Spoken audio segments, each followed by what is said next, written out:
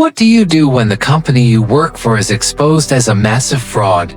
Your salary accounts are frozen, and the whole world tells you you're out of a job. ***1 The confession that shook the corporate world in the morning of January 7, 2009. A single letter shattered the financial landscape of global corporate governance. Ramalinga Raju, the founder and chairman of Satyam Computer Services, India's fourth-largest IT services exporter, sent a stark confession to the Securities and Exchange Board of India (SEBI). He admitted that for years, the company's financial records had been systematically falsified. Over 7,000 crore rupees, more than $1 billion USD, listed as cash and bank balances simply did not exist. Raju famously wrote that riding the tiger of financial manipulation was manageable until the gap became so wide that falling off meant being eaten. Overnight, Satyam's stock plummeted by over 80%. The global corporate community watched in shock as a star of India's technological miracle was revealed to be built on an accounting mirage. Yet, the true story of Satyam does not lie in its fall. It begins in the immediate aftermath, when a seemingly fatal crisis became the greatest corporate turnaround in modern history. When the foundation crumbles, the human impact and the lost billions and stock market panics lay a human crisis of staggering proportions. Satyam employed over 50,000 young professionals across the world whose careers, livelihoods, and professional reputations were thrown into sudden jeopardy. Within hours of the confession, banks froze Satyam's corporate accounts, leaving the company without enough verified cash to meet its upcoming payroll.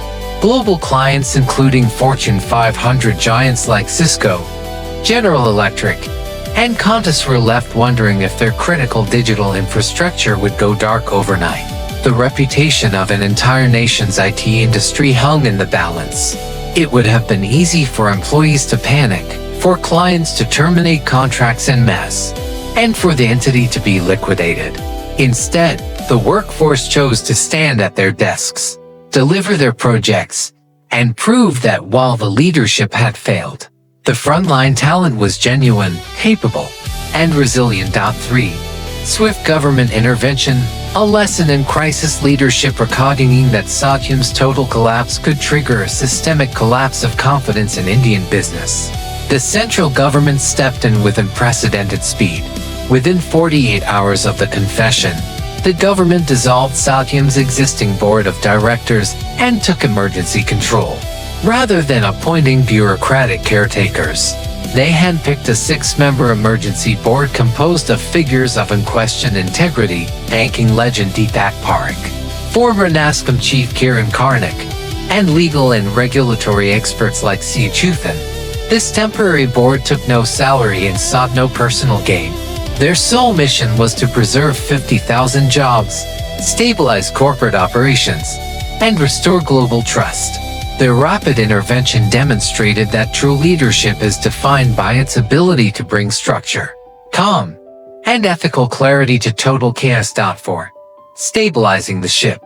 Operational survival in 100 days. First 100 days under the government-appointed board was a masterclass in operational survival under extreme constraint.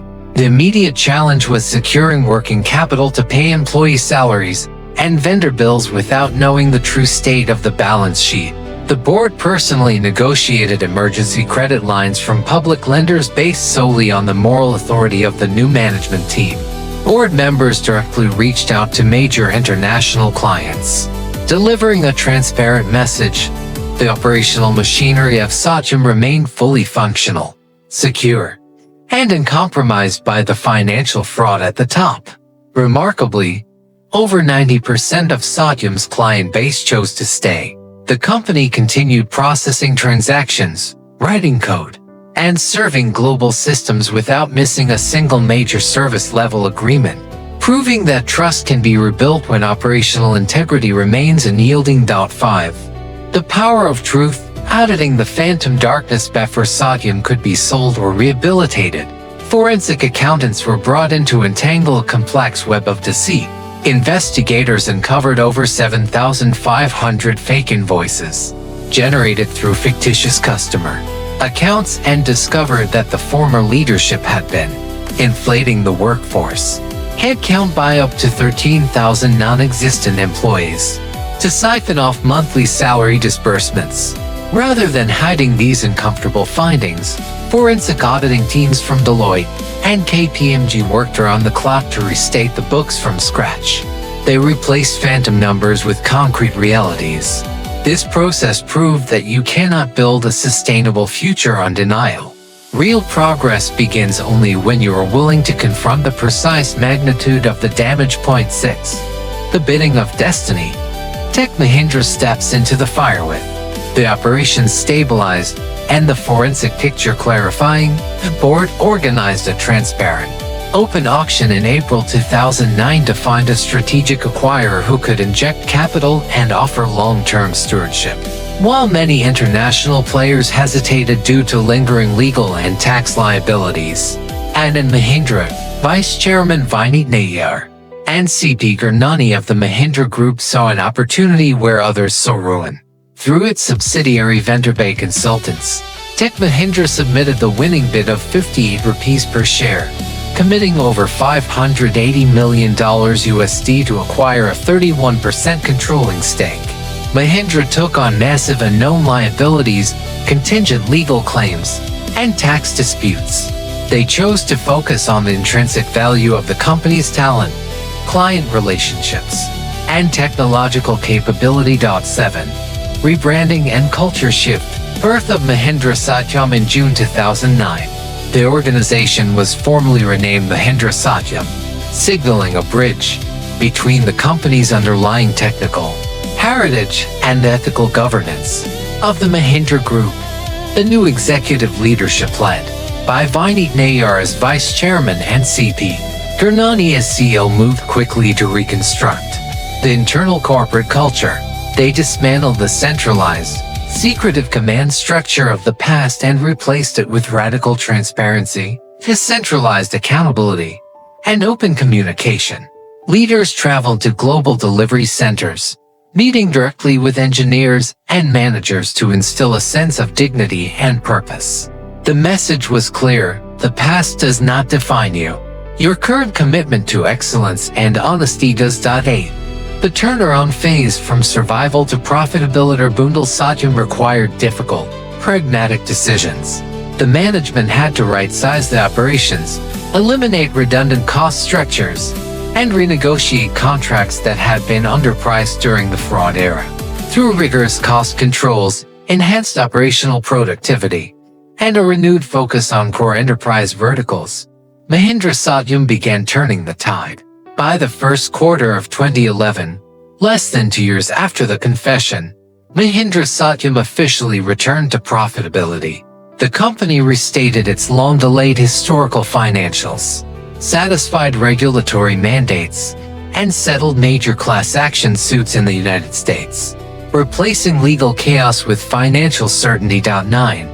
The ultimate resurrection, merger, and final triumph. Culmination of this journey occurred on June 25, 2013, when Mahindra Satyam formally merged with Tech Mahindra, the entity created by combining a mid-sized telecom IT specialist with a rescued enterprise software firm. Emerged as a $2.7 billion IT superpower, employing over 84,000 professionals across 90 countries.